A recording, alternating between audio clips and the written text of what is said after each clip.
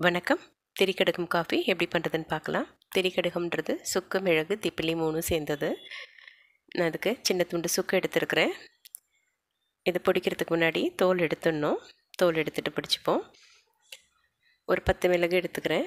என்கிட்ட திப்பிலி பொடியாக தான் இருக்குது, அதனால் கொஞ்சம் பொடி எடுத்துருக்கிறேன். இது 3மே ரொம்ப காரமாக இருக்கும். திப்பிலி மிளகை விட அதிக காரமாக இருக்கும், அதனால் ரொம்ப குறைச்சலாகவே சேர்த்துக்கோங்க. 2 டம்ளர் தண்ணியை கொதிக்க வச்சுருக்கிறேன். அதில் பொடிச்சிட்டு வந்த பொடியை போட்டுக்கலாம். நான் பொடிக்கும்போது ஒரு ஏலக்காவும் சேர்த்துருக்கிறேன். இது நம்ம குடிக்கும்போது ஏலக்காவோட வாசனை ரொம்ப ப்ளசண்ட்டாக இருக்கும். இது கொதி வரட்டும். கொதி வந்ததுக்கப்புறம் சிம்மில் வச்சுட்டு ஒரு 5 நிமிஷம் கொதிக்க விட்டுடலாம். அப்போ தான் அதோட டிகாஷன் மொத்தமும் இறங்கும். இது கோல்டுக்கு, மைல்டாக இருக்குது, ஃபீவருக்கு, தொண்டை கரகரப்புக்கு, தலைவலிக்கு எல்லாத்துக்குமே நல்ல மெடிசன். இது உடம்புல இருக்க கொழுப்பையும் குறைக்கும்.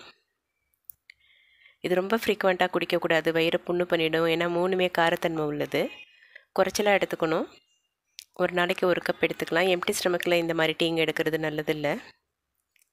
நைட்டு படுக்கிறதுக்கு முன்னாடி எடுத்துக்கலாம், இல்லை சாயங்காலம் நேரத்தில் எடுத்துக்கலாம். இது நல்லா கொதிச்சிடுச்சு. இதில் இனிப்புக்கு நான் நாட்டு சக்கரை சேர்த்துக்கிறேன். கருப்பட்டி, பனங்கற்கண்டு மாதிரி எது வேணால் சேர்த்துக்கலாம். இனிப்பு இல்லாமல் இதை குடிக்கிறது கஷ்டம், ரொம்ப காரமாக இருக்கும். இனிப்பு கொஞ்சம் தூக்கலாக இருந்தாலே பெட்டராக இருக்கும். மழை காலத்துலேயும் பனிக்காலத்துலேயும் குடிக்கிறதுக்கு இது ரொம்ப நல்லாயிருக்கும்.